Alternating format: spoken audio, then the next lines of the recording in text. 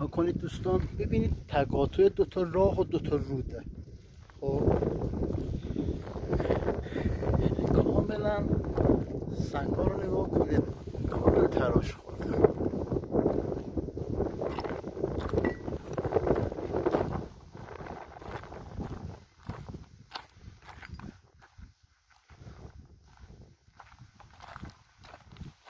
راه هم ببینید کامل اگر اینجا راه رفته شده، خودش راه برای ما هست. نگاه کنید ما اونجا یه گربه رویی هم داریم که نشانه تثبیت بودن و ورودی گربه روش کاملا مشخصه. خب در این اینجا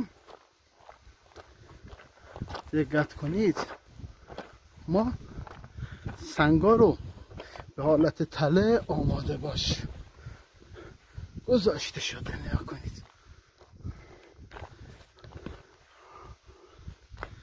ببینید سنگا رو نگاه کنید، کامل. و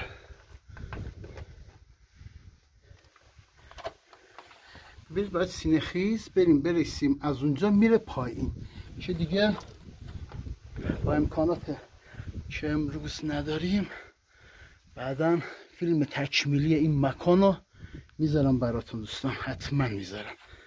نگاه کنید، ببینید سنگا به حالت تله گذاشته شده روی این، یعنی این سنگ به این بزرگی روی اینا وایستاده. بخوای کار خاصی بکنی، ببین ما اونجا داره، ما یه سوراخی داره میره پایین، میره به دل کوه. دوستان تقدیم نگاه زیباتون.